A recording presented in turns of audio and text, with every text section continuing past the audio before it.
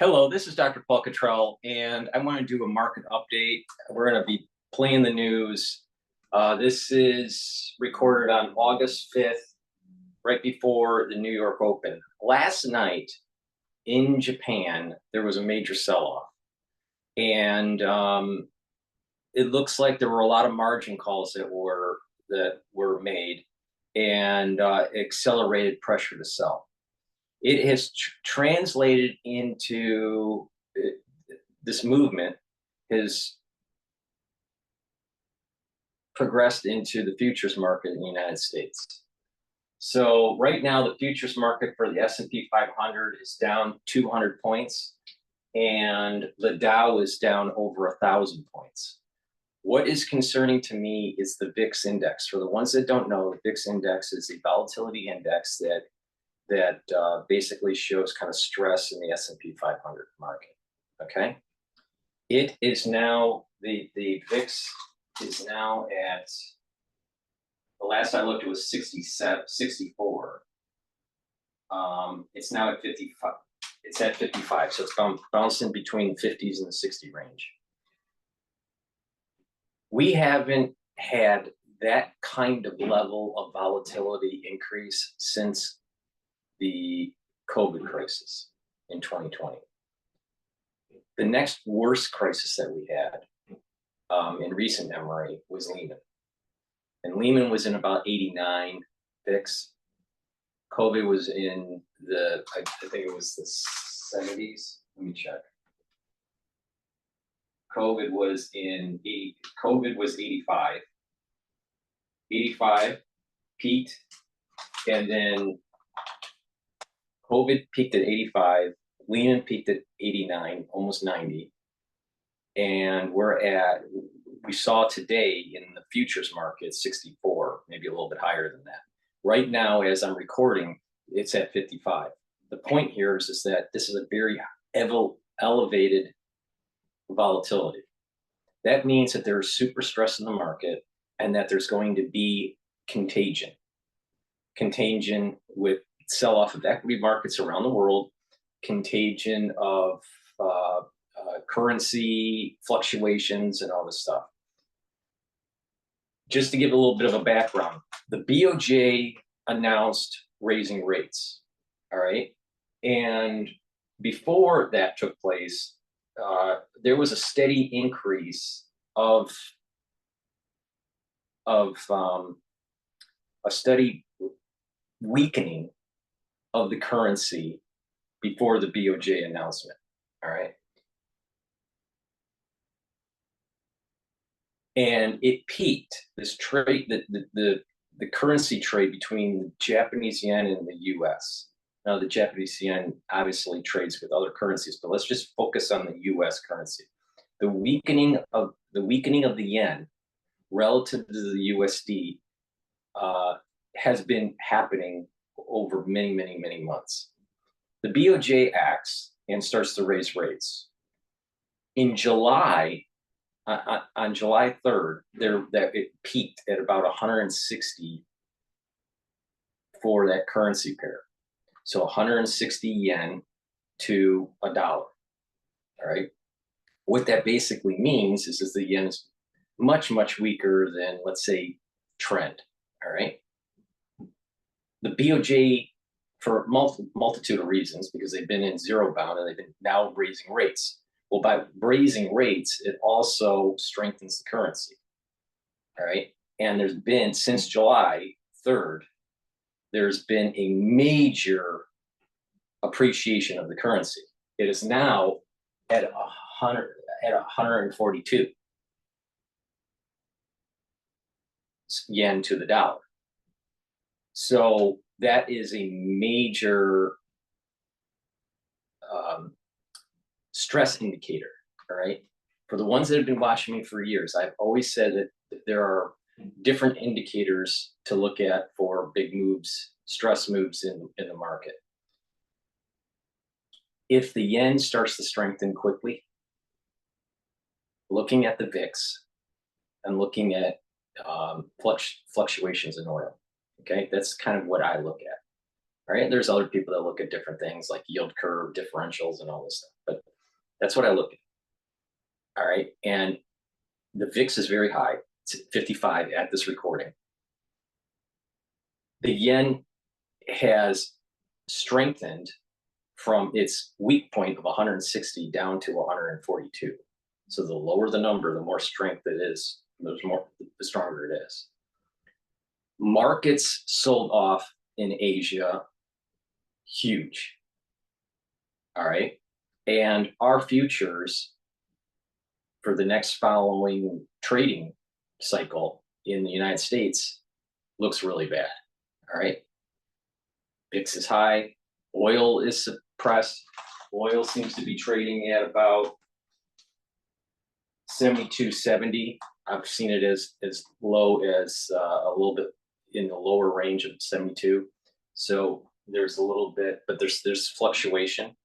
So oil is suppressed. Oil was trading at 77 not too long ago, and at 78 not too long ago, in the 80s not too long ago. So oil has come down, VIX has gone up, the yen is increasing. All right, strengthening.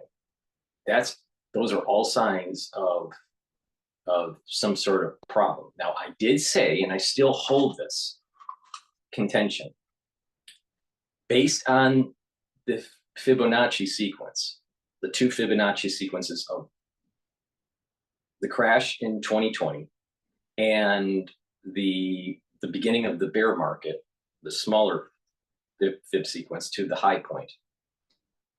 There's major support level at 500 for SPY. Right now in the futures market, it's trading around. The last I looked, it was like 513, something like that. Okay, 500 is a support level. If it breaks the 500, breaks that support level and keeps on going down, the next major support level is 483, 482, somewhere in there. Both of those points, if triggered, are buy points to put cash into the market. That's what I'm doing. All right. I have cash on hand, waiting for an event like this. This is much more rapid than I thought it would happen. And a lot of people think the same way as I do. It's happening much more rapidly. So if the 500 is triggered, I'm going to deploy some of the side cash that I've been waiting on. And if it breaks, then the remainder of the cash that I set aside, if the 483 or 482 is triggered, right? If I see 485, I might still buy, right? But around there, the 485, 482 range, okay, for SPY. The chances of it breaking that, assuming there's no bank failure, and the market keeps on going down, is low. I still hold that we may actually close the year out at 5,500, maybe even 6,000. But the 6,000, because of the veracity of this sell-off, I think is much lower probability than I said about a week ago. So my target for year end on S&P 500 is still 5,800. Might even be low probability, but it may get as much as 6,000. The caveat is this: assuming no bank failure. If there's a bank failure, then we're not going to see the 5,500 on the S&P 500. And what we're going to do is we're going to start seeing that kind of like almost like a market correction, perhaps even breaking the support level that I said on the S&P 500 at 4,800, or SPY if you buy the ETF at 482 or so. It might break that. And then the next support level would be, if that happens, if there's a bank failure, which I don't think that there will be, but if that did happen, The next support level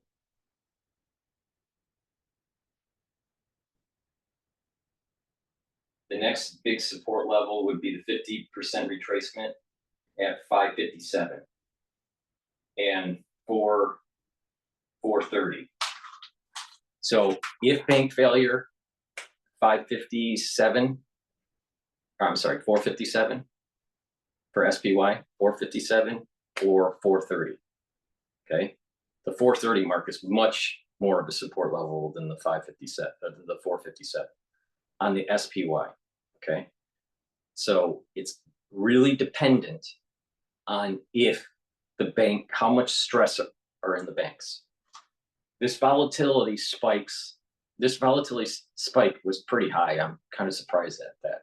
But I'm still, at this moment in time, based on the data that we have at this moment, I still think that 500 is a major support level, and 482, 483 for SPY, and that year-end target still at 580 on SPY, or if you're looking at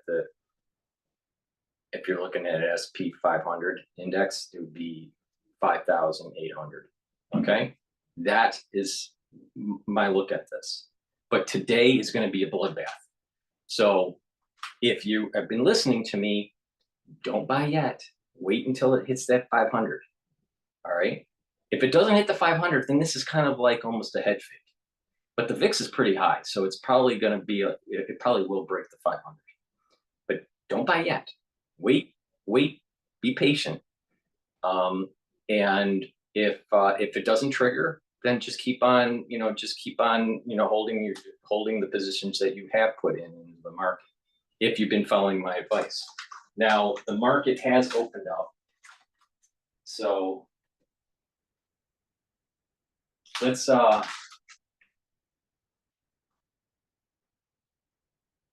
listen to Kramer. I think over his head. Because I think you've got Dell, Lenovo, Ph.D. trying to figure out if you need to set the source. You have Lisa Sue so ready. You're on a time delay. He missed in remember 2009.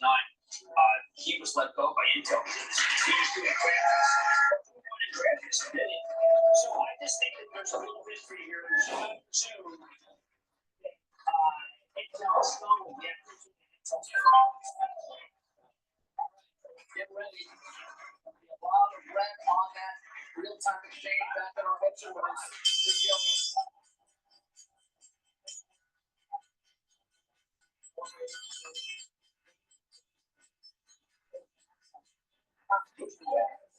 Look at all that red. Those are for the S&P 500. All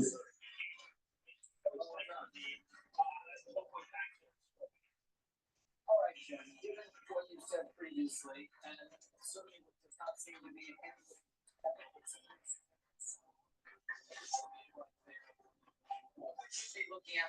what I'm going to do is I'm going to go to Bloomberg. I prefer their feed. Big drops in the cash trade. It looks like even worse than futures. Get over to Katie Brightfield right now to see where we're moving. Katie? Yeah, I'm excited to tell you about it because there's a lot of action to walk through right now. The S&P 500 down more than 4% just in the first few seconds of the trade. Even worse, if you take a look at the NASDAQ 100, your big tech names really bearing the brunt of this selling right now. Of course, a sell-off that started in Asia with Japanese equities continuing right now at the U.S. Open, and the small caps too, really taking a bath here. The Russell 2000 down by more than 4%, nearing 5%. But one stock to watch at the open is Tyson, one of the few stocks in the green right now. That's after it posted an earnings beat as a rebound in chicken profits helped to offset a downturn in its beef business. You can see shares currently up 2.4%, Shanali. Speaking of chicken, there's some chicken going on in the crypto market here. You have Bitcoin dropping below $50,000, and so we're keeping an eye on those crypto-related stocks. Coinbase down 20. This is the point I was saying about Bitcoin. It's not it's a speculative virtual commodity, and it's not a holder of value. It's too much volatility. It will never ever be a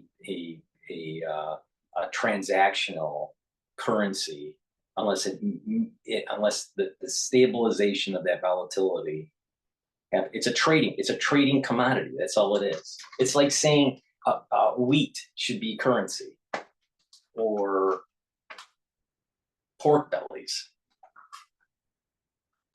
Apple right now trading down about 8%. 8% is the drop in Apple 202. Nvidia also trading down big, wiping off probably 300 billion in market cap. Nvidia down 14% right now. Let's take a closer look at the big drop in the biggest tech stocks with Abigail Doolittle. Abby? Yeah, Matt. Well, this sell-off that we're seeing in stocks, it's not entirely surprising. We've been looking at charts all year of the stock indexes, Bitcoin, and individual stocks, pointing to the idea that there could be some sort of a real sell-off. Apple, no exception. Warren Buffett's Berkshire Hathaway started selling last December. That was a big reason why the stock was in a bear market up until April. It really should never have gone back above 200. It's there now, but well off the highs, the worst day since March of 2020. Nvidia, also the worst day since March 2020. Too far, too fast, the AI craze. Ahead of the selling in Nvidia, the bear market that it's in, it had been up more than 180% on the year. Amazon VIX down is at 7%. 53 Even right stocks like Palantir reporting after the bell, down 13%. With this, we're of course seeing the spike in the fear index, or more accurately, the uncertainty index. This is a 5-day chart, and I know that you were talking about this with Stuart Kaiser, but take a look at the VIX flatlining around a 15 handle, sort of a complacent level from a historic standpoint, all the way up to a 65 essentially, now coming off this, but nonetheless the highest level since March of 2020. And if we can connect this back to Apple, the Apple chart strongly suggests we have more selling ahead. This is a long-term range where Apple's basically going through, let's call it 170 up toward 200. Take a look at the drop right down into the range, the bottom of this range at 170, the RSI going down. It suggests Apple's going to sell off by another, let's call it 15% or so. As one of the biggest stocks, this could be brutal for stocks. The index is ahead. Certainly off of peak panic for the morning, but a brutal morning nonetheless. Abigail Doolittle, we thank you for your analysis, and joining us now for more analysis, Victoria Fernandez, Chief Market Strategist at Crossmark. You look at this market, Victoria, there's very few places to hide. You really see the brunt of that bid in the bond market, but gold is down, Bitcoin is down, stocks across every major indexes are down for the most part. How do you position in this environment right now? Well, what we're hoping is that a lot of people have done what we did with our clients over the past couple of months, when we were seeing some of the warning signs that we thought we would see a larger pullback in this market, and start doing that rotation out of the momentum trades, start trimming some of those tech names that you had such high positions in, getting some cash on the sidelines, and finding those areas in the market that we thought would do better in a downturn. So we were looking at some of the staples names, some of the healthcare names, utility names. You know, we liked financials, but we said wait for a pullback because financials had such a strong run. And we're starting to see those trades now start to do better on a relative basis. So do you go in today? I'm not sure. I think you take a little bit of a break today with what we're seeing in the market. Let things settle out a little bit, and then start looking at some of those names that we mentioned, some of those more defensive, more staple plays in your portfolio, and building those up while trimming some of your other ones. And Victoria, I do want to talk about what's going on right now with. It's all about the VIX, all right? And like I said, the VIX is showing major stress. That means that there's going to be some sort of contagion, some stress that's going to happen. And it may get fixed, and then all of a sudden it rears its head back in October. Well, so there might be two waves here: the signal and something that happens in October.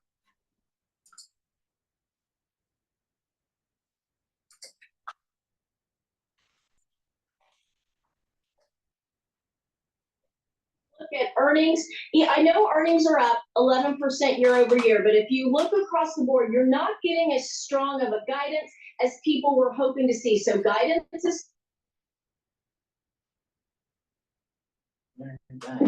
not because inflation expectations were coming down, but because there were growth concerns coming down. You saw a lot of weakness in manufacturing and a lot of weakness in the labor market besides the payrolls number. You look at job openings, those were stagnating. You looked at quits, those were falling down. One of the most important recession indicators is really looking at the job differentials. Job plentiful minus jobs hard to get. It hit a cycle low. So there were a lot of elements churning under the surface that were telling us growth is going to be coming back.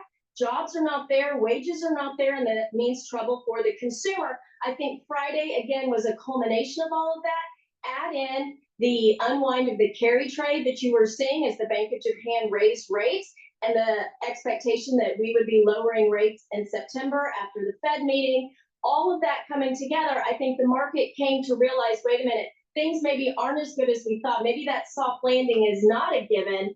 And that's why we're seeing the reactions we are. We also have geopolitical events going on that adds to the uncertainty. Yeah, I was surprised actually that the market closed up on Wednesday after the assassination of a boss leader in Tehran by Israel. Nonetheless, it looks like the market has discounted that, Victoria, and is more worried about really the jobs picture, right? But is that recession indicator going to be on, as GDP was 2.8% in Q2? Atlanta Fed Mike McKee was just telling us is forecasting 2.5% GDP in Q3. That doesn't really feel recessionary at all. Why would the Fed come in with an emergency cut? I'm not sure they will come in with an emergency cut. I know the market is talking about that. Are the expectations of a 50 basis point cut in September moving much higher? Yes, and that's probably more of a possibility than a cut before that meeting. Jackson Hole will obviously be an opportunity for the Fed to lay out its plans and give us a better clue as to what's going on. But I do think you're looking at, look at 2-year yields to Fed funds. It's minus 164, 165 basis points. Again, we only see those levels prior to recessionary periods, 2000, 2008, before the bank crisis in 23, and 98. We're seeing all that, and the labor market is telling you in a lot of different ways, like we were just talking about, with wages coming down, that the consumer is going to be at stake. We're hearing it on the earnings calls as well. Credit card delinquencies going up, auto delinquencies going up, travel coming down, restaurant spending coming down, big ticket items and luxury items spend coming down. So I think the market is starting to get a feel that, okay, we are slowing. The Fed did not loosen those restrictions at all. So we have a little bit more time where there's still a little bit of squeeze on the consumer.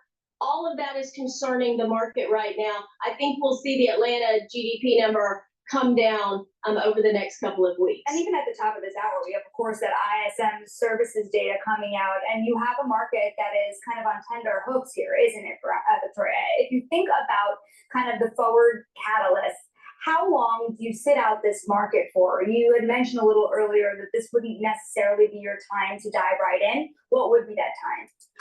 Yeah, I was actually listening to some lists this morning, and they're saying in the short term, right, in the next couple of weeks, you could get a bounce from an oversold position. I mean, look at the levels that we're trading at right now. These are huge drops over the last 2 trading days. So you could get a short-term bounce. Maybe that's an opportunity to trend some names and get some cash available. But in the intermediate term, over the 3-month time cycle, it's showing that we will probably move down even further, which puts us kind of towards the end of October. We know September historically is a very tough month for the equity markets. So I think I would wait a little bit longer. You're not going all in a position at one time. You can dollar average a little bit on these days where there's pullbacks. I would just be cautious and kind of take your time over the next couple of months, because I don't think today is going to be our final down day. All right. Victoria, now we have a Thanks so VIX in much the for joining us, 50s or Victoria 60s. Fernandez of Times change. Families. Like I said, major support level at 500 for SPY and 482 for SPY. If it triggers that, then go into the market some more, assuming that you're in the market now. If you're not in the market, then you might want to assess what kind of risk exposure. If you're long term, it's actually good to get into the market now. If you're short term, then it may not be the best time to enter. Please go to my store, the-studio-reykjavik.com, and help support my work. Most of my videos are for free. You can donate through Stripe, PayPal, or buy me a coffee. You can also support my work by being a paid member to my Patreon channel. Link is in the description of this video. And you can help the community out by me doing videos for free so you can learn something. Literally, if you've been listening to how to manage this since, since the beginning of this new rally that happened, you did pretty well if you actually listened to what I told you to do.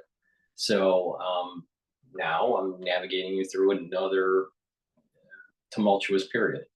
So these videos are for free, and that's through the donations and the help and the sharing of links and having your social network, you asking your social network to follow me. That way I can reach a larger audience, and I greatly appreciate that. I also have products on my store, the-studio-reykjavik.com. The link is in the description, where you can buy products like structural nano silver soaps. I have a variety of different soaps. These soaps will neutralize pathogens. It's a very high quality soap. This one happens to be charcoal tea tree. It's a very high quality soap. I have different varieties, so please go to the store and take a look at that. We're going to be going into the cold season soon in the United States, so it's really important to start stocking up on lozenges. I have elderberry lozenges in a 21 count. I have blueberry lozenges, or blueberry drops in a 100 count, and honey and lemon drops in a 100 count. This is really important. The moment you start feeling an irritation, either because of an allergy or because it's cold season or whatever, take a drop or a lozenge, and it'll create those secretions, it'll neutralize the pathogen, and it'll maintain that mucosal lining for your epithelium. That's really important, because if you have irritation in the epithelium, or your mucosal barrier is subpar, you're going to increase the chances of getting sick. This will help to support that. So this is a great way. The moment you start feeling some sort of irritation, you want to attack it right away, and you're reducing the chances of getting sick. So for the cold season, or even during the allergy season. So it's really important to have a couple bags in your home, so whenever something like that might arise, you're attacking it right away. So go to the store and get the lozenges and the drops. They're very high quality, they neutralize pathogens and protect the mucosal barrier. I also have structural nano silver liquids. I have Health Max 35 and Health Max 14 at different price points, and I also have the structural nano silver liquid that's in a 30 ppm. So the Max 14 is 14 ppms, Max 35 is 35 ppms, and this product here that I have in my hand is 30 ppms, all at different price points. What you basically do is you just take a teaspoon of liquid in these bottles, take a teaspoon of it, swish it in your mouth for about 20 seconds, gargle, swallow, and you do that every day. If you're not feeling well because of cold season, what you should do is take a teaspoon or two a day, all right? And do the same thing, gargle, swish it in your mouth, and it's going to improve your oral hygiene. It's going to actually reduce plaque. And in addition, it's neutralizing those pathogens and maintaining that mucosal lining. It's really important to do every day. I have these applicators on my store where you get the spritzer, the dropper, and the nasal spray. And it's a great way to just put liquid in these bottles and just put it in your bag. And that way, when you're at work, if you need to spray your throat, or put liquid in your throat because you're getting that feeling that something's not right, or a nasal spray, it's a great way to transport the liquid. So please go to the store and get the applicator set if you haven't already. Olive leaf extract is really important. Olive leaf extract is a new product that I have on my store, and it will help to boost up your immune system, and it will help with your cardiovascular system. How does it work? For the cardiovascular system, it's going to lower LDL and it's going to increase HDL. That's important because it's helping to control your lipid profile to reduce cardiovascular disease. For the immune system, it's bringing down inflammation, all right? Like I said, if you bring down inflammation, these pro-inflammatory cytokines, you're going to slow down the aging process, and you're going to be boosting up your immune system. So please take olive leaf extract every day. Go to my store, the-studio-reykjavik.com. Buffett's not really known to be trying to play the market to try to sell at the top to the bottom. He talks about buying these stocks as buying businesses. I do think it probably shows a little bit of less confidence in his idea of the long-term prospects of Apple. I mean, I did want to ask, what's he going to use this on? I mean, he's collecting, of course, the proceeds here. He's still in Apple, but he's cut his stake by nearly half. What's he going to do with all the money? It's really tough to say, right? Yeah. I mean, if I knew that, I wouldn't be taking the Metro North to work, right? At least you're not in a Jersey Transit. Exactly. Could be worse. Could be worse. So he bought some Chubb stock in the, I believe it was in the second quarter, and it's one of their bigger positions now. That's an interesting story. Two insurance giants perhaps getting together. There's no real evidence of them buying more of it.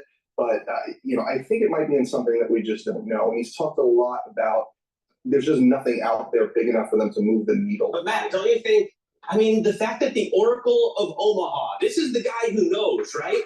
He's selling stocks now and building up a war chest of $280 billion in cash. Doesn't that seem exciting at a time when the market turns over? It seems exciting. I wouldn't put it, though, as if he's selling everything, right? If you look into the numbers, He may be positioning himself for October because maybe he has some information about some sort of bank issue that people don't know about. I don't know, but Apple may have, they have peaked. Apple, what products are they putting out on the market that's really going to be a wow? There's some rumor, about some sort of health ring that they're doing. Their Apple Watches have issues with patents. The virtual reality goggles no one wants. So I'm not so sure that there's going to be a big impetus for revenue increase for Apple. On the day, financials taking a beating, down more than 3%. Real estate, energy, all down on the day. I want to take a look here also. Now the Nasdaq 100 looking at a downturn of about 3.5% on the day. Again, off session lows. A fun fact, there are some stocks in the green to be had here. Yes. Earlier today, you had SIBO, which is behind that VIX index, also launching a new VIX product later this year, actually hitting a record earlier today. So not everybody loses. Well, Kellanova, right? The maker of Pop-Tarts rising. Tyson's as well. There you go. There's a few stocks that are gaining in this market. Here are the indexes. None of those are gaining right now. But they're off their session lows. Russell 2000. Nespresso presents the summer that goes on and on. You use all the curse words and stuff like that. But no, I mean, in the end, it does hurt their case. Bitcoin was supposed to be values. Thank you. Yeah, would we be safe in Bitcoin? Would have been the thought that perhaps John Book. That is not the case. Well, it just turns out that gold. I had a Nico Eagle last week. You had a who to what? Nico Eagle is a big gold company. Oh, okay. Yeah, they're in Canada, which is actually not that dangerous place to mine. Yes. And what it comes out is that their stock has been a total winner, and they're very adamant that when things go bad, crypto will go bad, but that the gold won't, because we've only found about 1% more gold each year. There's just not a lot of gold to be found, and a lot of it's in high-cost places. So gold is maintaining its value. And I think that's great. I think everyone should have 10% of their assets in gold if they can get it. And try getting that out of Costco. It's like really hard. Yeah, I bet it is. I should point out, we bought it while still down sharply. It is well off the lows, even though they'll come back and sell their team. These are scalpers. Wait till 10:45. They'll sell their stock down. That's what they do. They're not bozos. They just make a little money. And then you come in between 10:45 and 11 when the European market's closed, and you get a good, maybe a little schnitzel.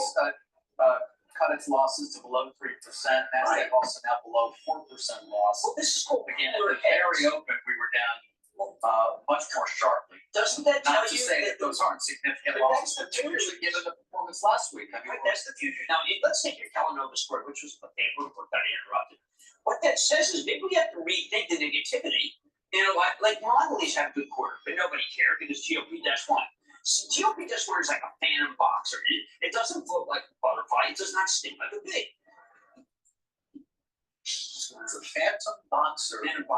Yeah, then you have. Here's my class day speaker. By the way, Jeff, the one name I have up on my screen is J&J. Well, that's It's not on much, but it That's is up. that's safety. The Brothers Johnson has always been a safe place to go. Yes. Even during the period of town. Yes. Brothers Johnson. But that makes me think of Woody. No, but that makes me think of New York Jets. Clear how much more pain there is to come. And joining us now is Liz McCormick, Bloomberg's chief correspondent for global macro markets, and explain what is happening here with this carry trade that has existed. Because you can say that this is really somewhat of a generational shift as we watch this divergence, but unclear how much it has meant for this trade to unwind. Explain the trade. Yeah, well, let's remember the trade is forever. Rates were so low in Japan, for example, and it would make sense to borrow in that currency. So in a sense, short the yen and invest where rates are higher, the US, Mexico, etc. Now, the key to the carry trade, carry is like you sit there and make carry, interest rate differentials. But the key that it really works to is that volatility is low. Because if the currencies move against you, you could lose a lot of the currencies. And That's what's not happening only here. like you explained, There was a the yields have gigantic started move in to the kind of go currency. the other way. Bank of Japan raise just a little bit. They started. And like we can see, and you've been talking about how much people are pricing in, the Fed's behind the curve. We're going to have these massive over 5 cuts this year. So that rate differential got turned on its head somewhat. And volatility. People are like heading to the hills. Like you're talking in all these asset classes. When you see this route begin, it just escalates other things. So people are like, this carry trade would see. The Nikkei index last night went down over 12%. That's a big move. Now, other indexes were around 3%, close to 4%, some were 2%. So definitely a problem in Japan. Now, the question is, will that be a contagion around the world? Because right now, you have banks that are talking to their interbank lending and going, well, I'll buy at a certain rate, for the next, day or two, or the next 30 days or whatever. And they may be able to get enough funding within their own banking system without having to go to the Federal Reserve. Another important feature is how many are going to the window at the Federal Reserve for help because of stress. Probably not yet. This is why I'm saying that this might actually we might also see a signal in October.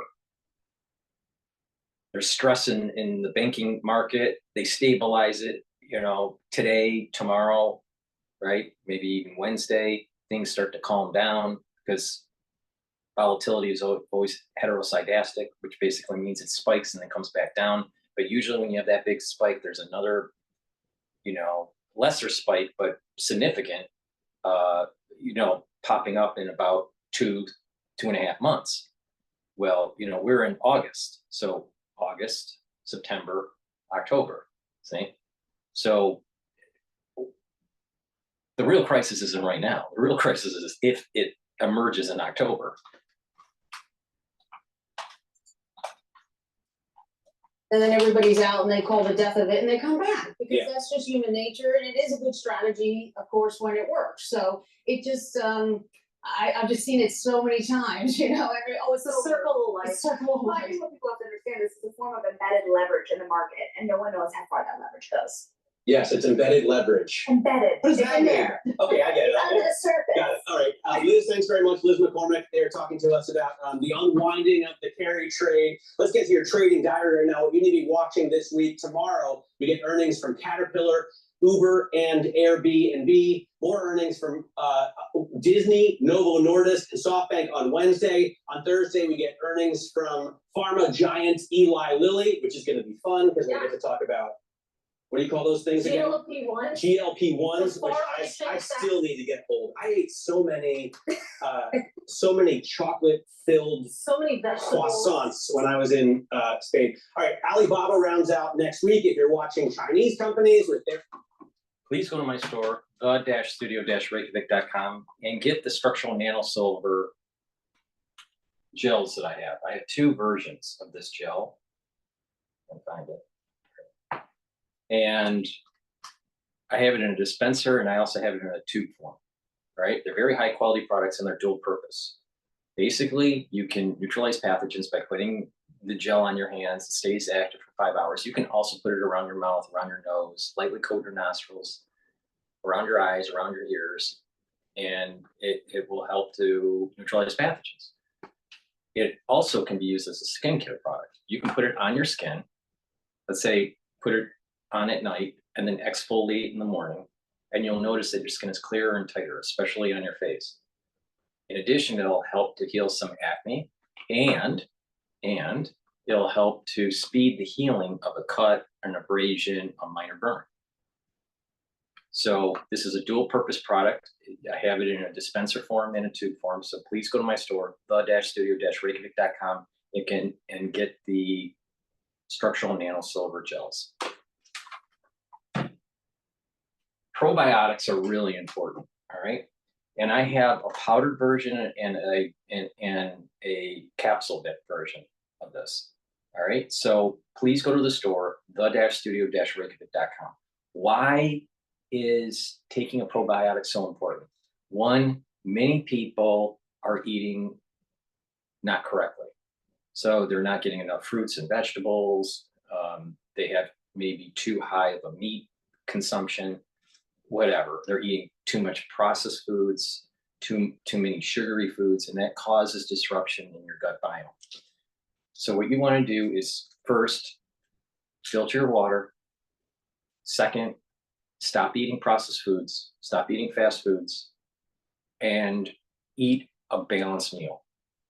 All right, that means some carbs, some protein, some lipids. All right, so just balanced diet. Restrict your calories a little bit. It will help to lose weight, and also it helps to activate certain genes for metabolism too. And what you'll notice is if you restrict your calories a little bit, for many months, you'll notice that not just are you losing weight, but you actually have more energy and you're actually aging slower. And it helps with your immune system. But so you want to control your diet, right? And then take a probiotic. This probiotic will start to reset that gut biome. And that gut biome will then be able to absorb the good nutrients into your system. And then you'll have a better metabolism and that communication between your gut and your liver. Your liver does a lot of stuff for metabolism, right? And it also, a good gut biome helps with mental clarity and mood. So people are less depressed and people can focus. It's not by accident where, you have a poor diet and people are depressed and they're sluggish and their metabolism is terrible. In addition, when their gut is really bad, they'll have inflammation in the gut. And so you'll have that inflammation will increase the pro-inflammatory cytokines and weaken your immune system because your body is constantly in a chronic phase. So to stop that chronic phase in the gut, you need a good probiotic. So I have it in a powdered form. You just take a scooper and mix it with your food or water, or you can take the veggie cap, which is the one that I have in my hand. I typically take the powdered form because I just mix it with my hummus. Other people prefer just taking the capsules. So it's up to you, but the key is get a good probiotic from my store, the-studio-reykjavik.com, reset your gut biome, and you're going to improve your health. And then continually do that. So the ones that have been following my advice and they're taking a probiotic and they're, keep on doing it because there's going to be compound benefits with the metabolism and, reducing that inflammation in the gut. So please go to the store, the-studio-reykjavik.com. Follow my lead and you're going to be healthier. And, since we were talking about inflammation, it's a pillar for slowing down the aging process and boosting up your immune system. Turmeric is an antioxidant, but it also brings down inflammation. So you should be taking turmeric every day. If you're sick or you're not feeling well and you're kind of like you feel you're inflamed, right? Take a double dose of it, all right? Turmeric is very powerful and very important as a daily supplement. And ashwagandha root will help to control your blood glucose levels and reduce that inflammatory response in your cardiovascular system. So these are synergistic. It's going to bring down that inflammation. It's going to control your blood glucose levels, and you're going to start noticing a slowing of an aging effect on your body. You know, that if you don't control your glucose levels, you age faster. You don't control your glucose levels, you start to get inflamed. You age faster. Your immune system goes down. So if you take my advice, the things that I'm telling you to do and stack and how to stack this, they're synergistic. So by doing this, that you're going to actually start seeing that, wow, Paul is right. You know, there is, you know, you can see these effects almost within days. On some products, you see it in minutes. You know, for example, the Even Better bar in terms of muscle pain. But you know, many of these products you're going to start feeling within a few days or even a week. Other products you may not feel the effects until a month or two.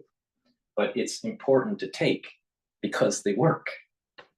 And lastly here, vitamin D3 is really important for absorbing calcium. It helps with getting rid of cells that need to go through apoptosis, especially if they're infected.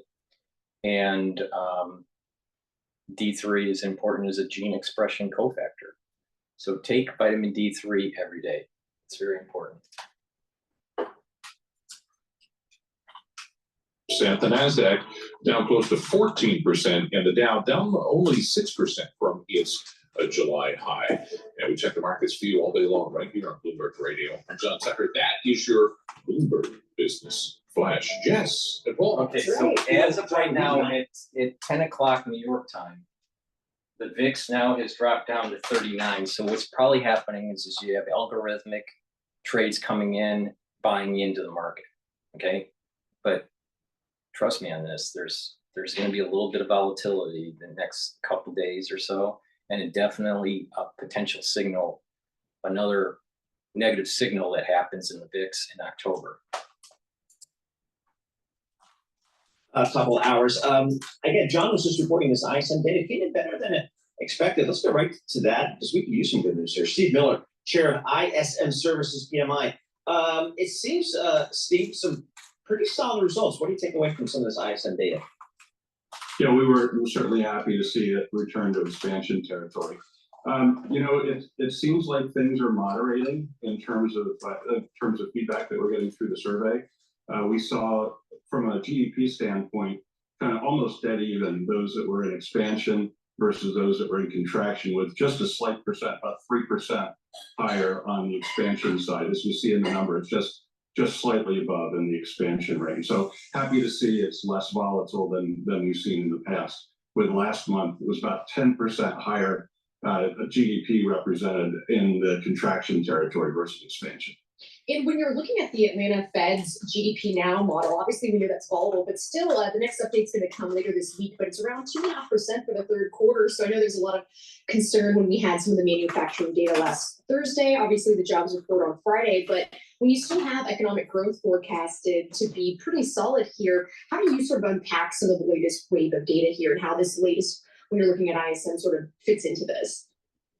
Yeah, so on average, for 2024, what we're seeing is gradual expansion. The latest reading is about, I believe it's 0.8%, represents about a 0.8% increase in GDP growth. So I wouldn't be surprised to see that kind of a growth number, but certainly what we see in our survey data on average is continued growth in GDP.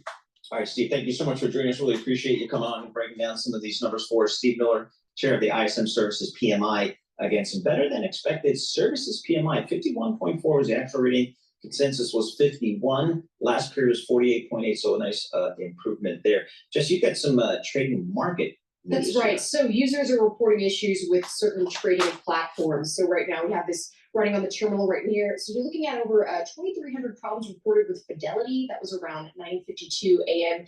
Eastern here, and then Probably 1,400 people are problems with selling. TD Ameritrade. Also, some other ones that are seeing some pressure here, Vanguard, as well as Charles Schwab. So we'll keep you posted as the updates continue to come through on this. And yeah, not a People good day. are I'm just looking at bailing the out of their WTI mutual functions. funds. Shows you where the market's going. Also shows you the volume. I mean, the Dow Jones volume is 80% above the 30-day average for this point of the day. The S&P is 21% higher. So you don't want to have those types of trading. So to platforms. prove, You can get to prove my big point, moving I was days. saying about 500 being a major support level for S&P 5 for SPY, or 5,000 if you're looking at just the index, the S&P 500 index. It's the S&P 500 index is now trading at 5,195. It was at 5,114. All right. 500 for SPY or 5,000 for the S&P 500 is extremely supportive. All right.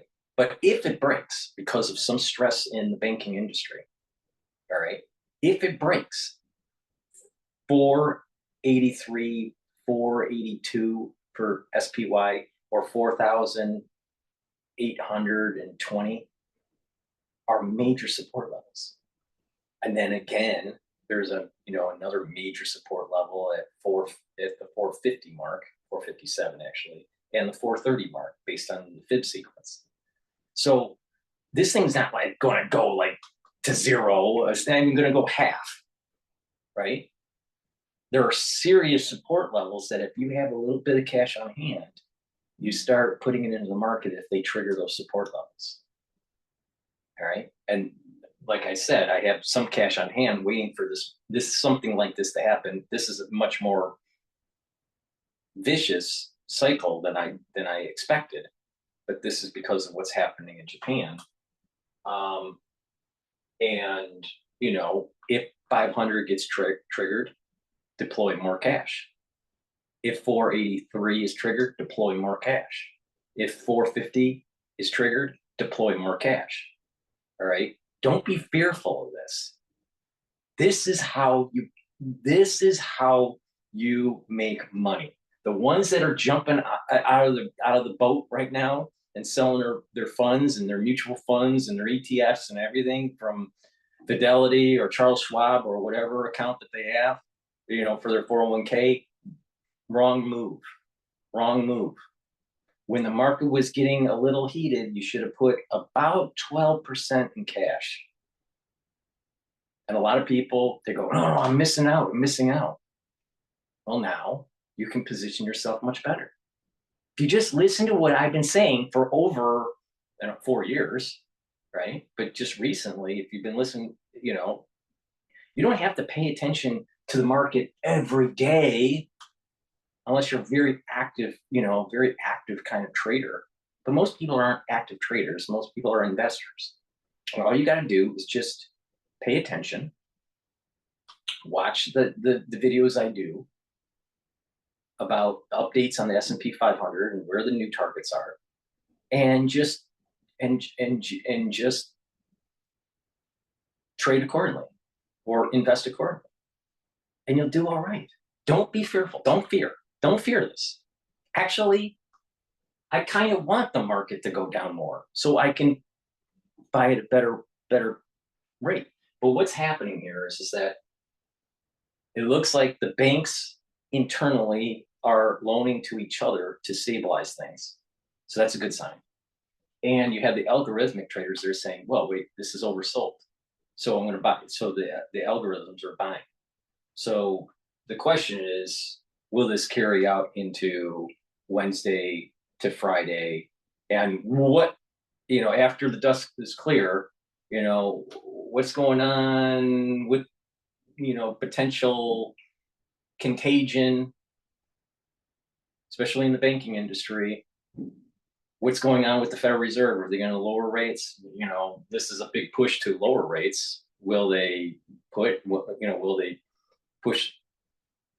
the rates lower? I don't know. But all these data points are going to be discussed and and pondered upon throughout the week and weeks into October.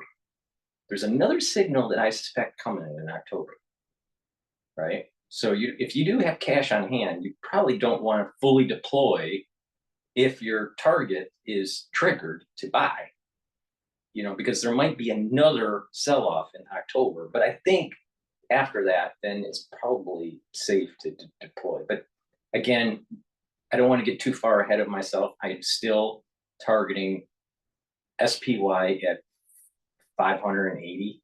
I'm sorry, 580, or the S&P 500 at 5,800. End of year target. That's assuming nothing crazy happens in October.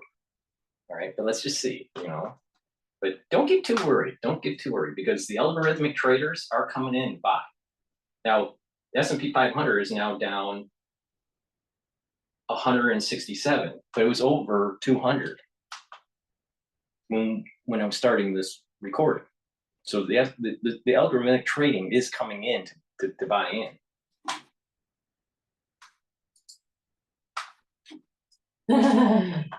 Don't not pick up the phone. Right, did you start right before the 87 crash? Yes, I did. I was on the floor at 87, October 19th. So anyway, Gina, thank you so much for joining us. Really, really appreciate it. Gina Martin-Adams, she is our equity strategist for Bloomberg Intelligence. We really appreciate getting a few minutes of her time. Michael McKee joins us here, and he does all the economy stuff for Bloomberg Television. Mike, I left the studio Thursday.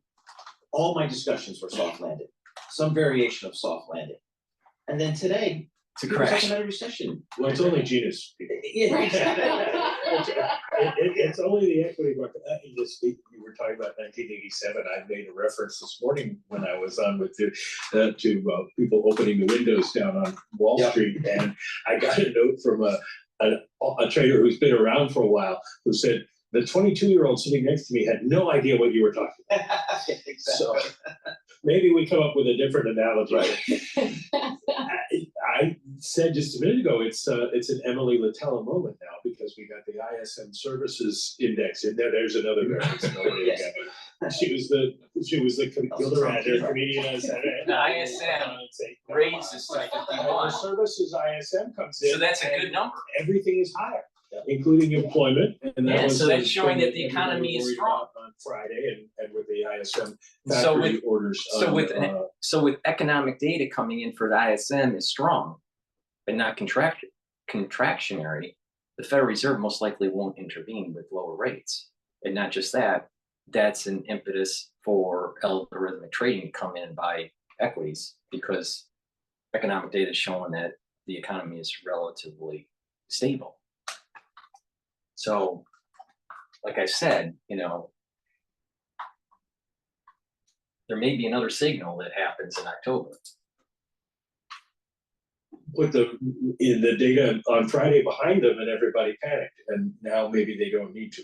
Also this morning, we were looking at the yield curve, as I'm sure you saw as well, Mike. It's turning positive for the first time since July 2022, if you're looking at the 2s, 10s part of that. So isn't that something also that you would potentially want to see as far as what that means for the direction of the economy after it was inverted for so long? Well, yes and no. What people don't realize is that the yield curve disinverts right before recessions, because people are anticipating Fed action. And I think that's one of the reasons we saw a big move. It's been slowly flattening, but I think today it was basically the 2-year went way down. The 2-year yield went way down. People anticipating Fed would be cutting rates and maybe an emergency rate cut and things like that.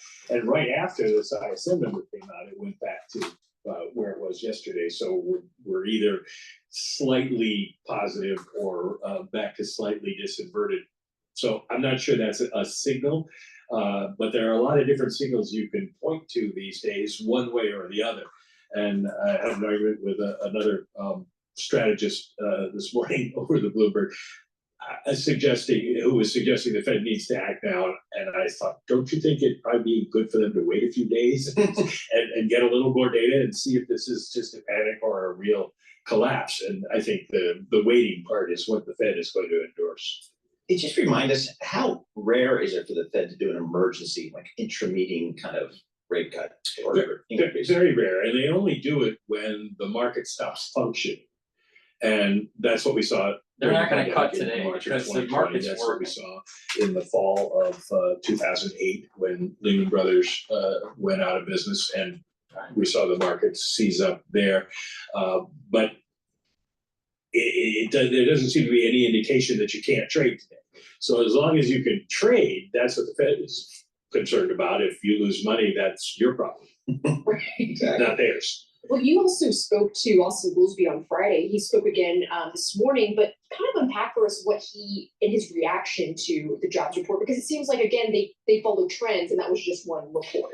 Well, it was interesting because Goolsbee has been one of the more dovish members of the Fed, suggesting that they needed to start the process of normalizing rates, and yet he wouldn't really go there on Friday. He didn't want to front run what they might do. He said, you know, we're okay with where we are. Let's see what happens in the rest of the data.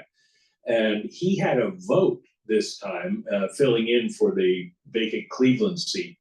And he did not dissent. He voted for the Fed to hold rates where they were.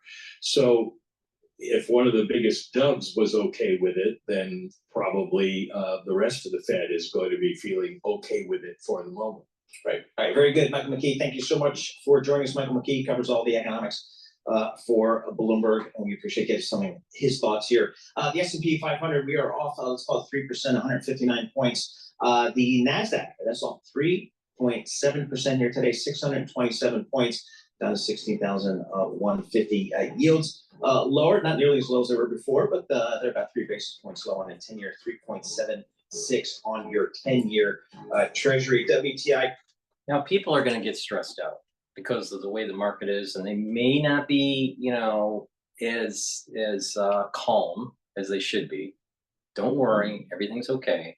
But if you're having problems sleeping, please go to my store, the-studio-reykjavik.com, and get the Good Night Formula. Good Night Formula helps you to get into 3 cycles of REM sleep, get a deeper sleep. You're going to be well rested when you wake up in the morning. It has tryptophan and melatonin in it.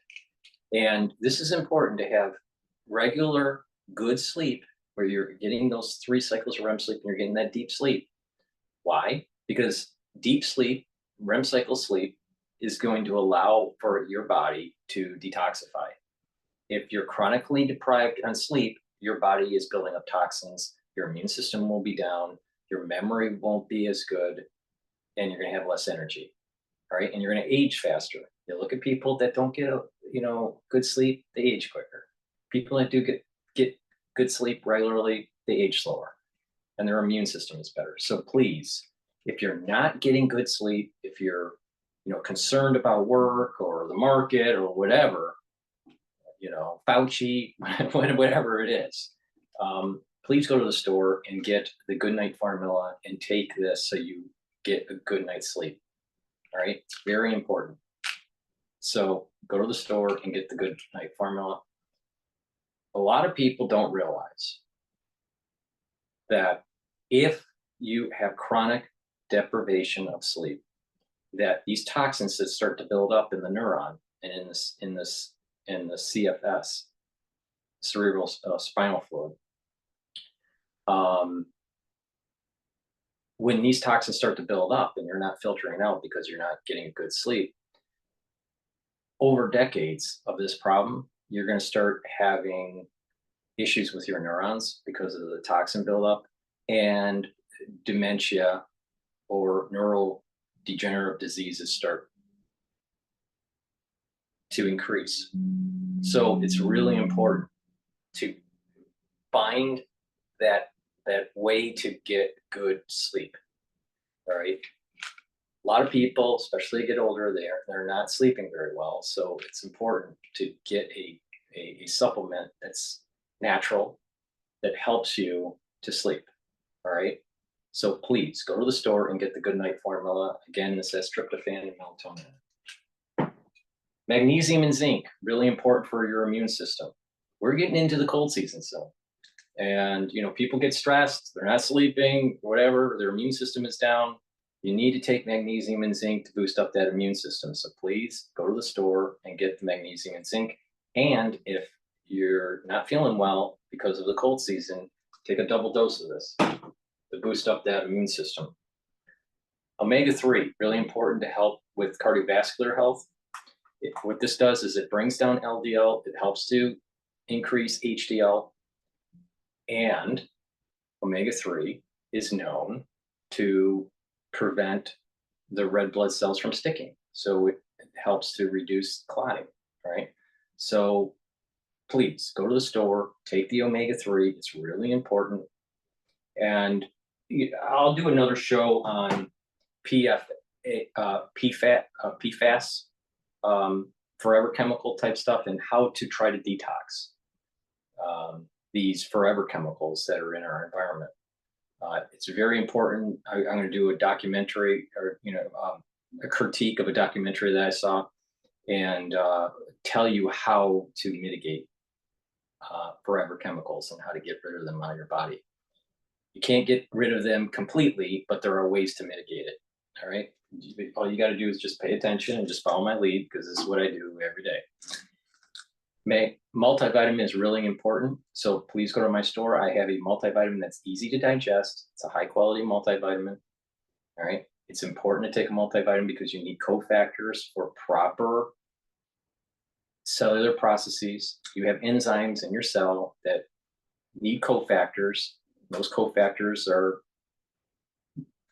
vitamins and minerals, and they attach to the enzyme and helps for the enzyme to be active or more efficient.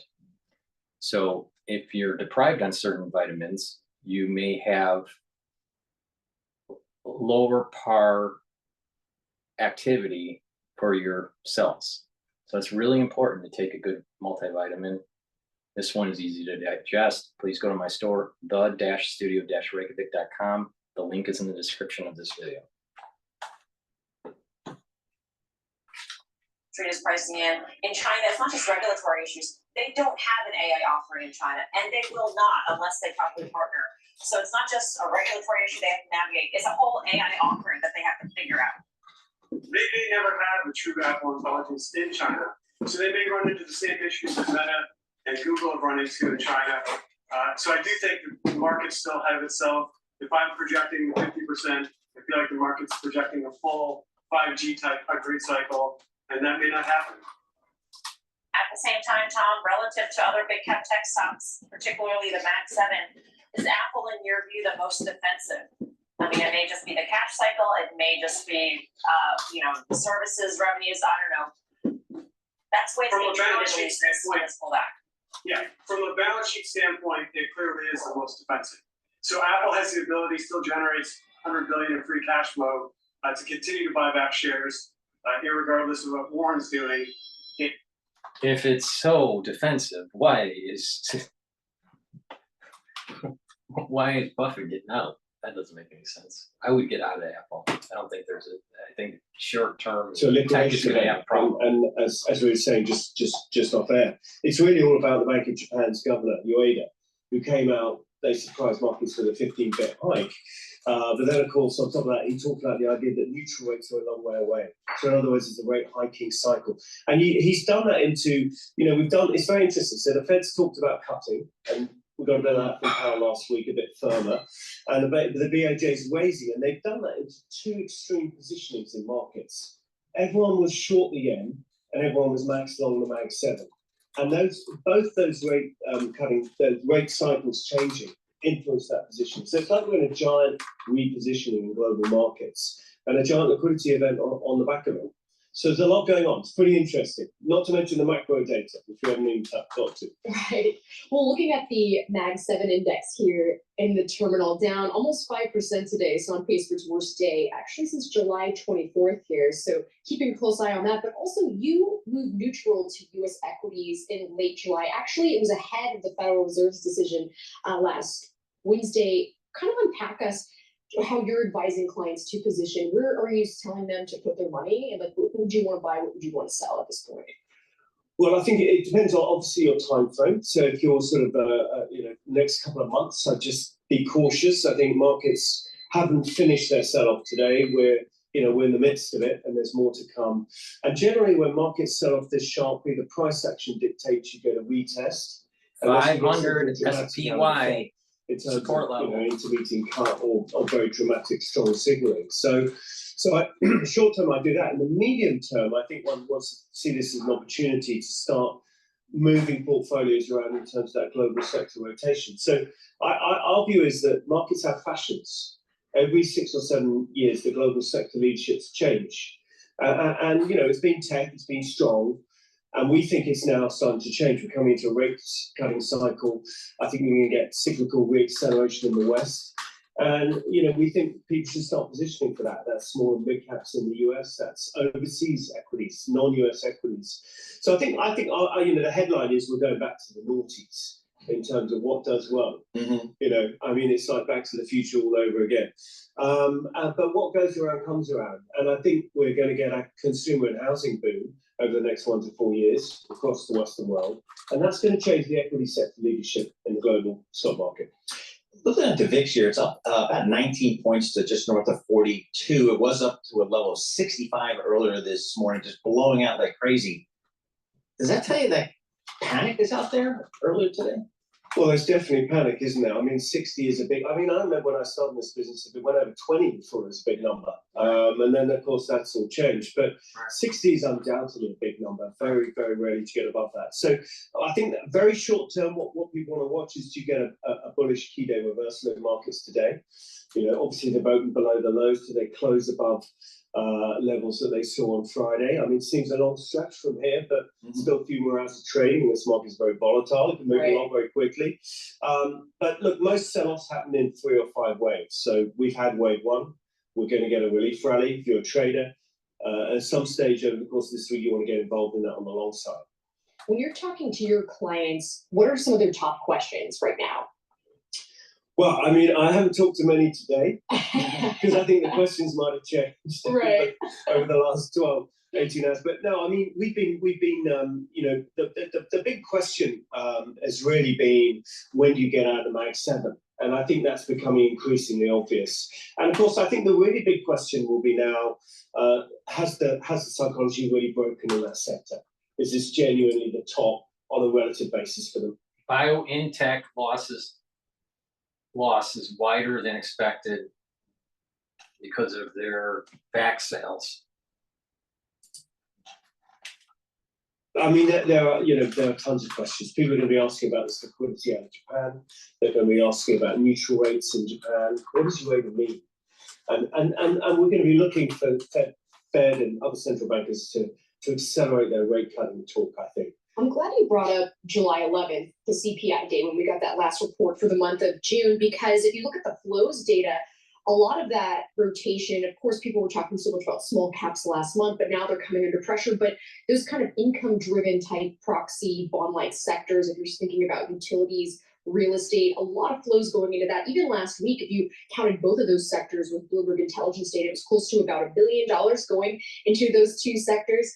And then if you looked at technology, there was a little bit of a bid for the buy. The dip, there's around 300 million that went in that sector. But when you're thinking about the bond proxy type cores of the market, are we still clearly seeing rotation? It's just rotation is now continuing to move if you're pulling up those expectations for when rate cuts could potentially happen. Yeah, markets sell off, you go defensive, you go bond proxies. That's what you do. That's where you go and hide. So, generally, I always think of the market as cyclical as defensive as a long duration growth. And, there's an argument you go defensive before you go into the cyclicals. But, it's no wonder we're seeing that. And I think that 300 million into tech is they're probably regretting every penny of that right now. Look, I travel around the world talking to investors. Over the last 6 months, every single man and his dog has owned NVIDIA. And now every single man and his dog is probably selling it, if they haven't already. So it's the buying opportunity then? Well, for a stock like that. I think we're seeing. Look at tech in 2000 when it had its major TMT peak. I think what we're seeing is an over investment in chips and the whole AI trend. Where's the proof that it makes the society more efficient, right? Compared to the run up in the multiple in the stock. It's not there. It's not justifiable, so it has to go down.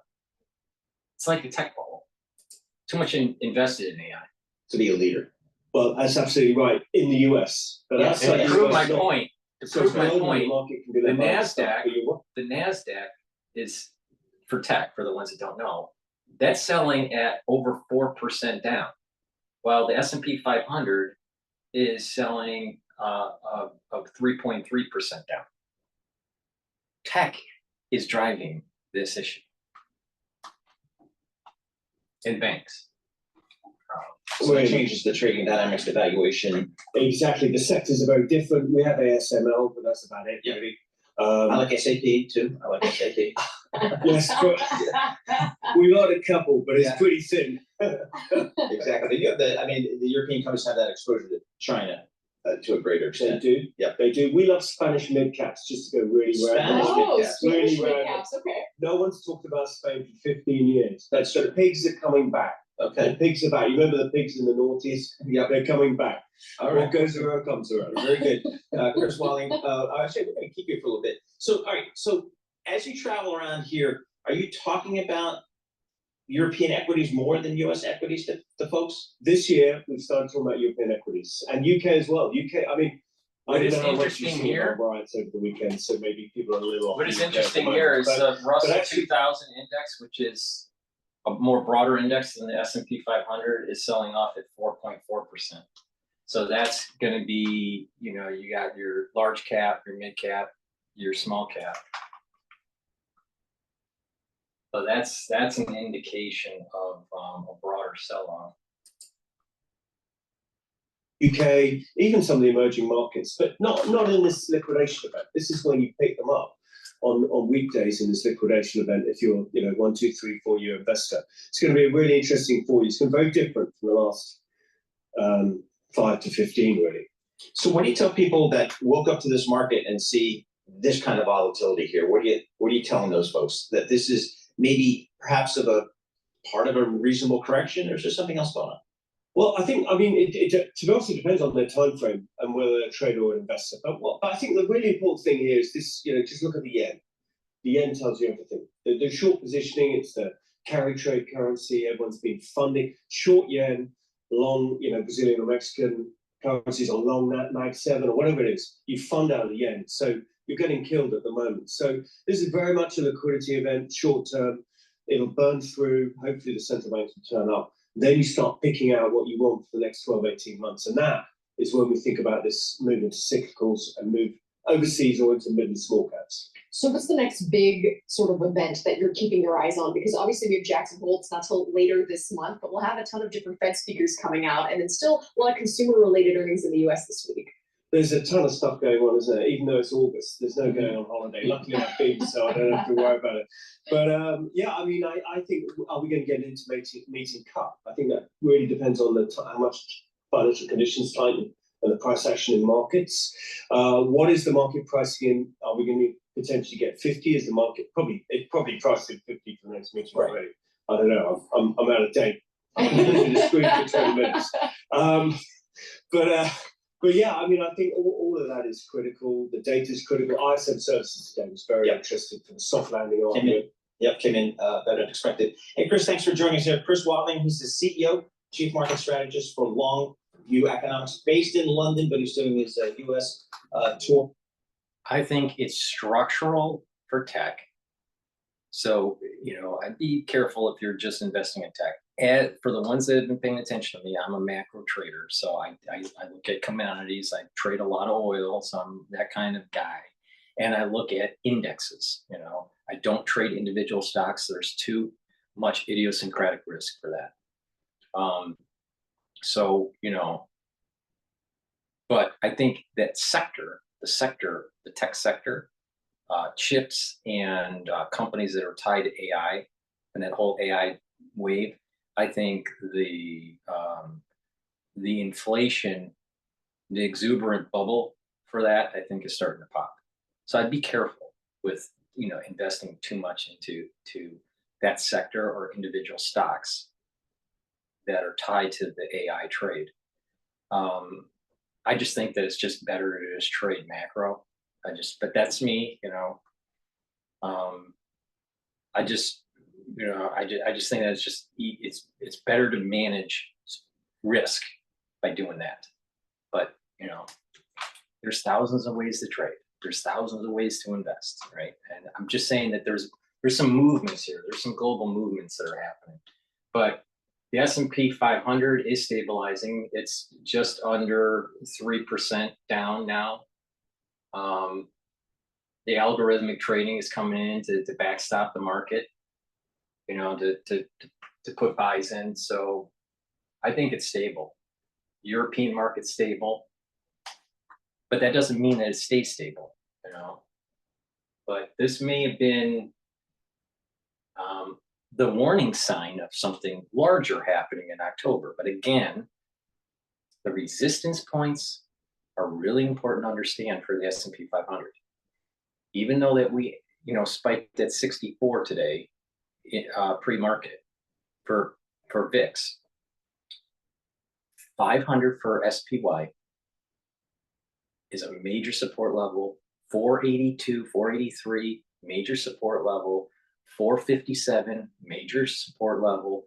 430, major support level. All right.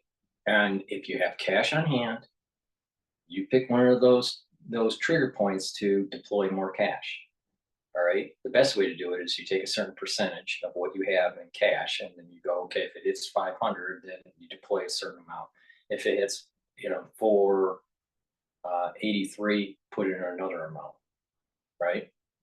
Another strategy is you just pick one and just say you're going to deploy it all. Let's say if it hits 483, then you're going to deploy all your cash.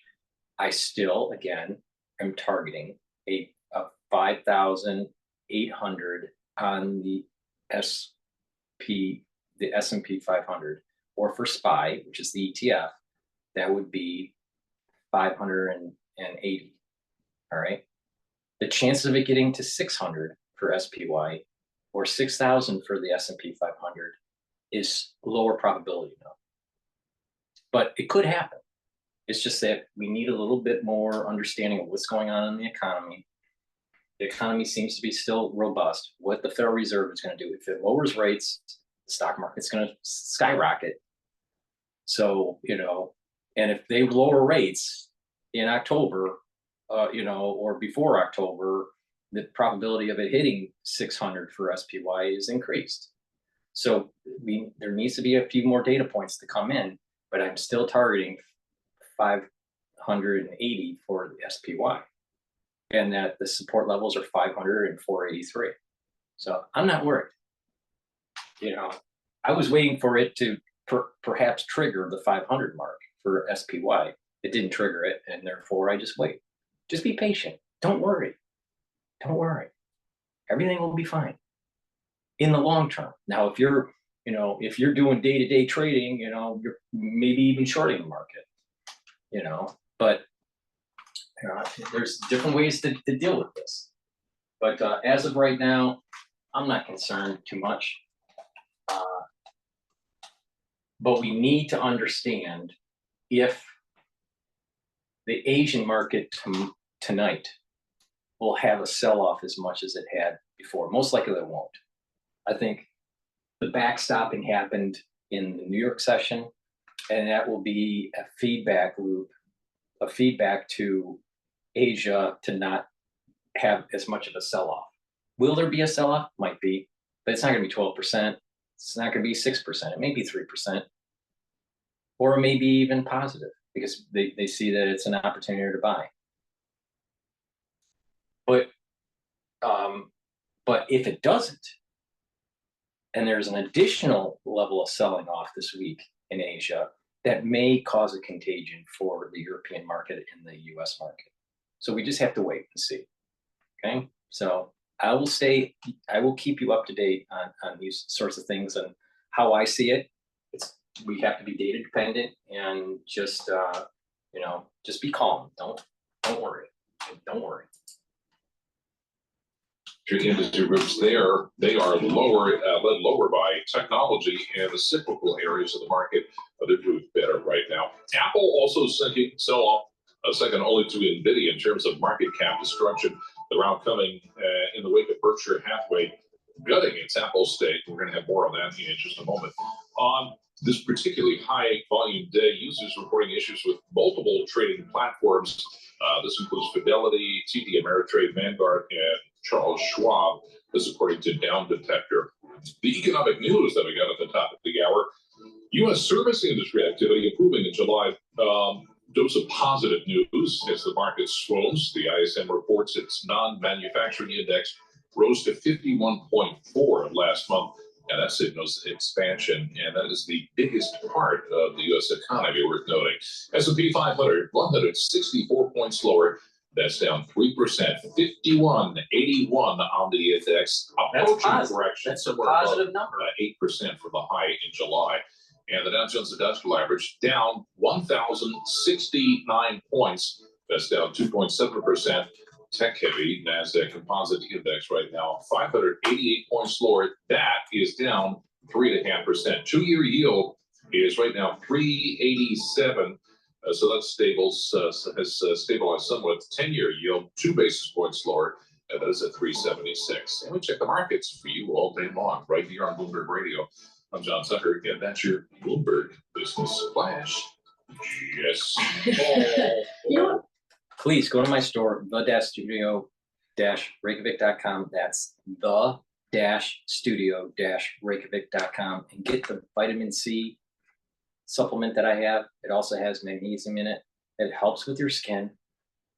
A lot of people don't realize that taking vitamin C and drinking filtered water is really important for your skin, but it also helps to boost up your immune system. If you're not feeling well because of the cold season, just take a double dose of vitamin C. Vitamin B complex, really important for cellular metabolism.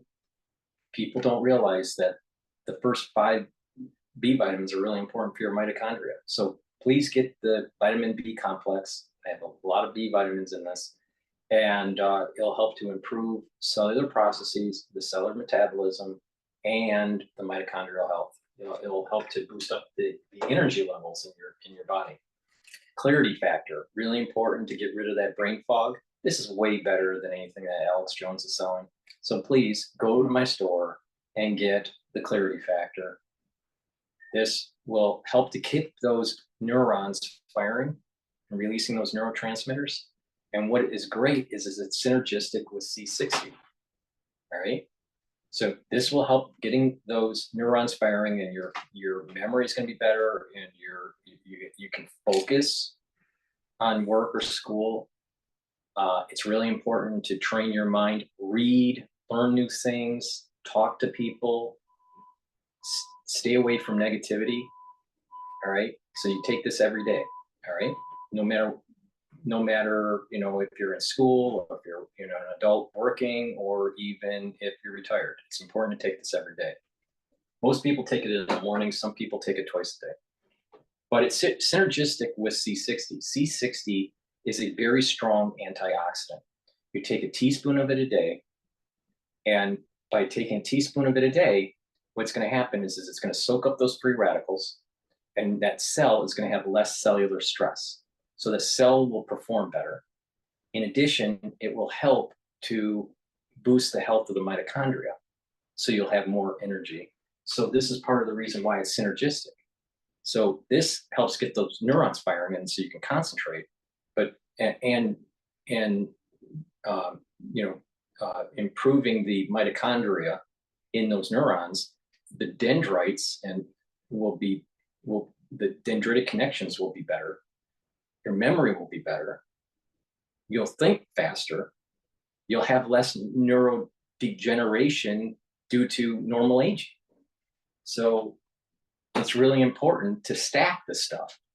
So C60 is a very strong antioxidant.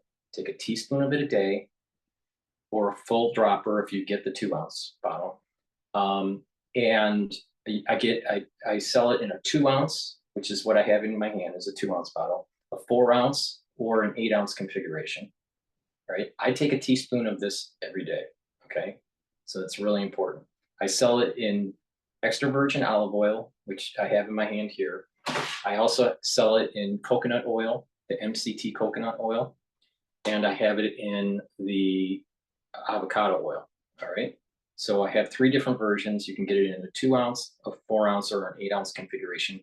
Take a tablespoon of it a day, or a full dropper if you're getting the 2 ounce bottle. More, the full dropper is less than did I say tablespoon? I meant teaspoon. Take a teaspoon of it a day. But if you get the 2 ounce, take the full dropper, but a full dropper is less than a teaspoon. So I take a teaspoon every day, and that compound effect is going to soak up all those free radicals. Take it on an empty stomach for better absorption. And if you work out regularly, take it before your workout. Why? Because you will recover quicker. When you work out, you're creating free radicals, right? And you want to soak those up as they're being created. And that will help for your recovery.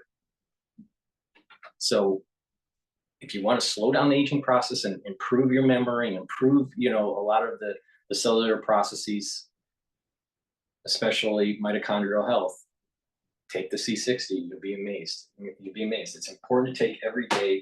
Take a teaspoon a day. Again, you can get it in extra virgin olive oil, coconut oil, or avocado oil. Why is it in oil? The C60 is soluble in a lipid and not in water. It's not water soluble, it's lipid soluble. That's why it needs to be in an oil. Lignans, very important for your immune system. It's for males and females. Since we've gone through the 2020 crisis and we're in the aftershock, people's immune systems are trashed. People need to boost up their immune system. So it's very important to take lignans every day. It's a powder, you mix it with your food. And it will also help with your hormonal health for males and females. A lot of people don't realize that the forever chemicals, these PFAS chemicals, they affect your endocrine system. You need to take supplements that mitigate that problem. So, and PFAS, forever chemicals, also affect your immune system. So you need to take supplements that help boost up your immune system and help to stop the endocrine disruption from PFAS. So take my lead, boost up your immune system, improve your endocrine system, your endocrine health. Go to my store, the-studio-reykjavik.com, and get the lignans. Resveratrol, really important as an antioxidant, and it helps to get rid of senescent cells, and it is synergistic with C60 because you're reducing stress in the cell, you're helping with mitochondrial health.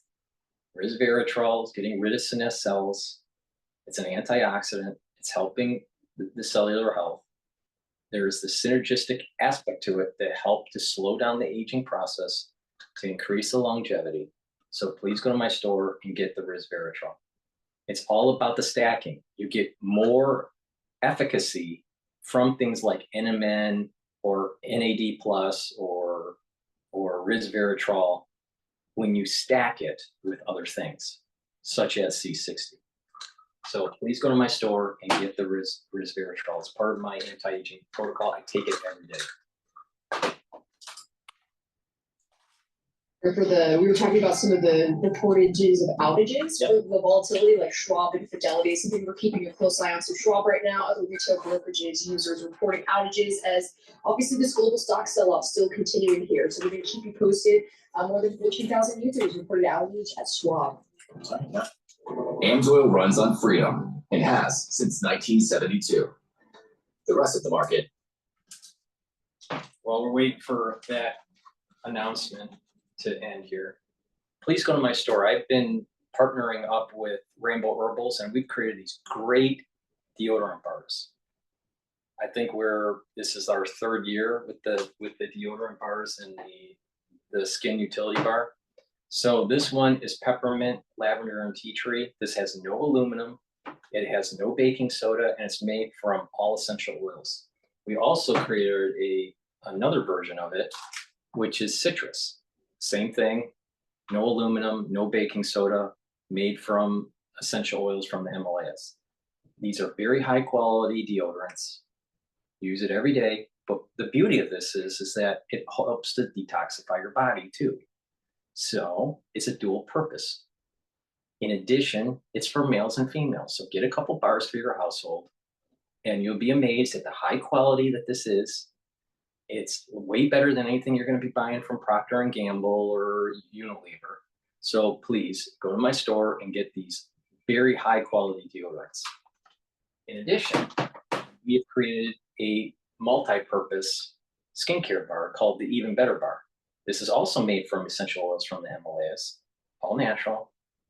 And this will help your skin. You put it on your skin. You can do it every day. Some people do it every third day. Put it on your skin, you'll notice your skin will be smoother and there will be a little bit more of a glow and it's softer. In addition, you can put it on a cut, an abrasion, or a minor burn and it'll help to heal it faster. It will reduce the itching from a bug bite, such as a mosquito. If you pull a muscle and you have that muscle pain, you can rub it on the muscle and mitigate the pain, if not completely eliminate the pain. It does that in 30 to 60 seconds. All right. In addition, it has these multiple functions. It can help to alleviate psoriasis and eczema. So you apply it on that lesion, and you'll notice that it's relieving it. So please go to my store, the-studio-reykjavik.com, and get the Even Better Bar. This is a multi-purpose bar, skincare bar, and you'd be amazed at the benefits of this. Just get this for your medicine cabinet, because if you have kids and they get a mosquito bite, just put it on the mosquito bite and then the itching goes away, and it'll actually heal the entry wound. Kids have a tendency to fall and scrape their legs and arms and stuff. Apply it on that and you'll notice they'll heal quicker. When we get older or we're working out, we may pull a muscle, apply it on the sore muscle, and it will reduce the pain, if not completely eliminate the pain in a very short amount of time. And as we get older, we have to up our game with skincare. So it's important to use this as a skincare product. So it's a dual purpose product. It's very high quality. Get a couple bars for your household. It's the-studio-reykjavik.com, and this is the Even Better Bar. So please go to the store. The link is in the description of this video. It's the-studio-reykjavik.com. Now, people would say, Paul, why are you pushing so many products when you do your video? I have a lot of products, and it's really important for people to realize that if you stack this, if you use these products, not just one, but if you use them regularly and you use them together, you're going to notice that you're going to slow down the aging process and your longevity. You're going to increase your longevity. You're going to increase your vitality. You're going to increase your immune system. You're going to just age better. Not only are you going to age slower, you're going to age better and you're going to have more vitality.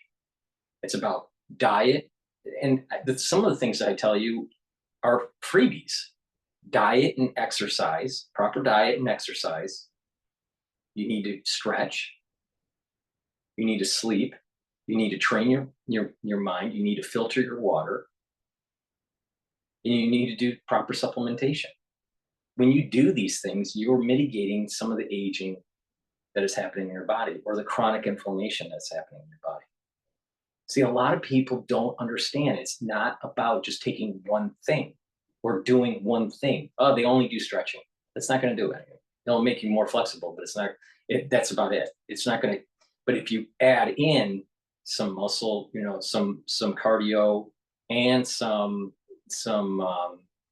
muscle training, resistance training, and you do stretching, that does wonders. They're synergistic. Same thing. If you just calorie restrict, you're not going to get the full benefits of doing calorie restriction and filtering your water. If you just filter your water, but you eat lots of processed foods, you're not get the same benefit. It's about synergy. It's about stacking. That's why, and it's so important to people to realize that the lifestyle change and stacking of the supplements is going to make this work. Lots of knowledge has been gained over the decades with people that have been doing these sorts of things with proper exercise and proper supplementation, proper diet. So I'm just trying to inform the public. So, and by you buying from my store these high quality items, you're going to improve your health and help support my work. So please go to the store, the-studio-reykjavik.com. They were the most direct beneficiaries of the generative AI wave. They still are, but valuations clearly were stretched, and that's why, with macro playing the role it has, with interest rates and other stuff, it, I think, was a big risk, and that's what we're realizing for the last 2-3 days. And to answer your question, whether, this is a buying opportunity or not depends on what sort of estimate revisions we see with the companies. And NVIDIA still hasn't reported. I think the risk for them is because they have that triple-digit growth, where do we go from here? Do we keep growing, north of 20-30%? Or will the growth rate drop to single digit, which has happened before with tech companies? You've seen that with Tesla. We've seen that with likes of Zoom. And what you want to avoid as an NVIDIA is that repeat of the sharp tapering. And I think we'll find that answer later in the month. All right, there's also this news out there, I think is important, that there's a report out that their upcoming artificial intelligence chips will be delayed due to design flaws. That's not good. That's not good, given the risk that I just talked about. So, if there's one thing you want to avoid as a hardware company, it's the same risk that Apple has. It releases a new phone, there are some glitches in the phone, the whole sentiment changes. And I think NVIDIA is at that risk where even slightest of delays with the newest version of this chip, it's going to cause a panic. So that's part of the reason why you see NVIDIA dropping more than the other Max 7 names today. Of course, as you know, NVIDIA's next report isn't until August 28th, but I know a lot of people were looking to, when it comes to its customers and how they were spending ahead of that report, whether you're thinking about Alphabet, Amazon, Meta, or Microsoft. What did we glean from those reports and what that could tell us ahead of NVIDIA reporting? All the data points were positive in the sense that every hyperscaler talked about raising their CapEx guide for second half and for 2025. And no one even remotely mentioned that they are looking to get off from NVIDIA and, develop their own chips and scale it up. So clearly, everything we heard from the earnings so far has been positive for NVIDIA. But still, that doesn't change the fact that we are dealing with the law of large numbers when it comes to NVIDIA's data center revenue, $100 billion run rate this year. I mean, they just can't keep growing triple digit. And that's where the pace of that decline comes into play. Talking to your clients over the last few days, you get a sense that they are buying the weakness, or are they just kind of maybe take some chips off the table? I mean, the sentiment still is that generative AI is a secular trend. It's real. You see that in the revenue that Microsoft is generating with AI workloads, with their co-pilots, and this will continue to ramp up. The question is at whose expense it is coming. We saw that with Intel last week, that clearly it's hurting their legacy CPU spend. So when you see trends like that, where, a few companies are doing exceptionally well, the other ones not so much, that's where you have to take a pause and see, is it going to have an effect on the overall sentiment? And I think we'll find out if this downdraft will have an effect on the overall consumer spending. I will see August 28th. Well, that's my coverage of the market. Don't worry, there was a sell-off. Things are stable. Looks like individuals are backstopping the market by coming in and buying. That doesn't mean that it's going to be not volatile throughout the week. I suspect that it will be volatile, but remember the support levels that I said for the SPY or the S&P 500, and manage your risk accordingly. Please go to my store, the-studio-reykjavik.com. Please subscribe to all my channels. I have 4 channels on YouTube, Brighteon, Bitchute, and Rumble. If you'd like to help support my work, please be a paid member to my Patreon channel. Link is in the description of this video. Or you can donate on my website, the-studio-reykjavik.com through Stripe, PayPal, or buy me a coffee. By you sharing the links, by you asking your social media to follow me, you are going to benefit from my insights on health, my insights on economics and finance, and my insights on other topics of current events. So I think it behooves you to share my work and to ask people to follow me. The more people that I can reach, the better individuals can learn about how to improve their health. So please go to my store, the-studio-reykjavik.com. The link is in the description. Thank you for listening and have a nice day.